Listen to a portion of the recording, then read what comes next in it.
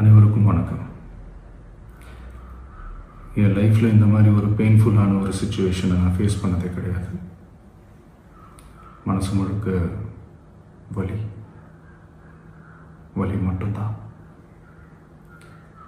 இந்த சுற்றுப்பயணத்தில் என்னென்ன மக்கள் பார்க்க வராங்க, அதுக்கு ஒரே ஒரு காரணம் தான் அவங்க என் மேலே வச்சிருக்கிற அன்பும் பாசம்.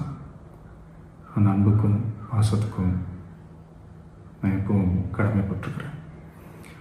அதனால தான் இந்த சுற்றுப்பயணத்தில் மற்ற எல்லா விஷயங்களையும் தாண்டி மக்களுடைய சேஃப்டி, அதில் எந்த காம்ப்ரமைஸும் பண்ணிடக்கூடாதுன்றதுக்காக தான் அது என் மனசில் ரொம்ப ஆழமாக இருக்கும் அந்த எண்ணம்.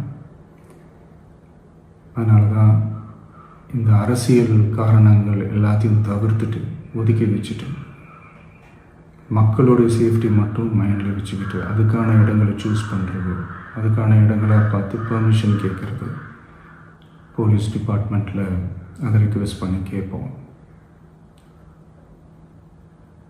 ஆனால் நடக்கக்கூடாதது நடந்துருச்சு. நானும் மனுஷன் தானே. அந்த நேரத்தில் அத்தனை பேர் பாதிக்கப்பட்டு இருக்கும்போது எப்படி அந்த ஊரை விட்டுட்டு என்னால் கிளம்பி வர முடியும்? நான் திரும்ப அங்கே போகணும்னு இருந்துச்சுன்னா அதை ஒரு காரணம் காட்டி அங்கே வேறு சில பதட்டமான சுச்சுவேஷன்ஸ், வேறு சில அசம்பாவிதங்கள் அந்த மாதிரி எதுவும் நடந்துடக்கூடாதுன்றதுக்காக தான் நான் அவாய்ட் பண்ணேன். இந்த நேரத்தில் சொந்தங்களை இழந்து தவிக்கிற அத்தனை குடும்பங்களுக்கும் என்னுடைய ஆழ்ந்த இரங்கலை தெரிவிச்சுக்கிறேன். எனக்கு தெரியும், என்ன சொன்னாலும் இது ஈடேயாகாதுன்னு எனக்கு தெரியும். ஹாஸ்பிட்டலில் ட்ரீட் பண்ணிகிட்ருக்கிற எல்லாருமே சீக்கிரமாக க்யூர் ஆகி வரணுன்றதை இந்த நேரத்தில் நான் வேண்டிக்கிறேன்.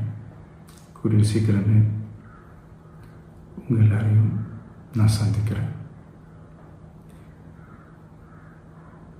இந்த நேரத்தில் எங்களுடைய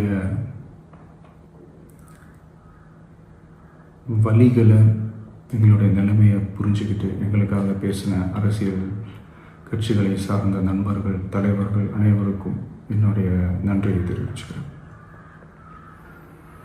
கிட்டத்தட்ட ஒரு 5 மாவட்டத்துக்கு பிரச்சாரத்துக்கு போனோம். இந்த மாதிரி எதுவுமே நடக்கல. ஆனால் கரூரில் மட்டும் ஏன் எப்படி நடக்குது, எப்படி நடக்குது? மக்களுக்கு எல்லா உண்மையும் தெரியும். மக்கள் எல்லாத்தையும் பார்த்துக்கிட்டு இருக்கிறாங்க. கரூரை சேர்ந்த அந்த மக்கள் அந்த உண்மையெல்லாம் வெளியில் சொல்லும்போது எனக்கு கடவுளே நேரில் வந்து இறங்கி அந்த உண்மைகள்லாம் சொல்கிற மாதிரி எனக்கு தோணுச்சு. சீக்கிரமே எல்லா உண்மைகளும் வெளியில் வரும்.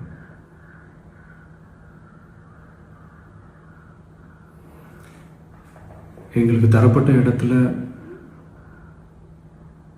நாங்கள் போய் அந்த ஸ்பாட்டில் நின்று நாங்கள் பேசிட்டு வந்தோம். அதை தாண்டி எந்த தவறும் எங்கள் சைடில் நாங்கள் எதுவுமே செய்யலை. பட் இருந்தாலும் எங்கள் கட்சியை சேர்ந்த நிர்வாகிகள், தோழர்கள் மேலே எஃப்ஐஆர், அது மட்டும் இல்லை சோஷியல் மீடியாவை சேர்ந்த நண்பர்கள், தோழர்கள் அவங்க மேலே எஃப்ஐஆர்லாம் போட்டு இப்போ பிடிச்சிக்கிட்டு இருக்கிறாங்க.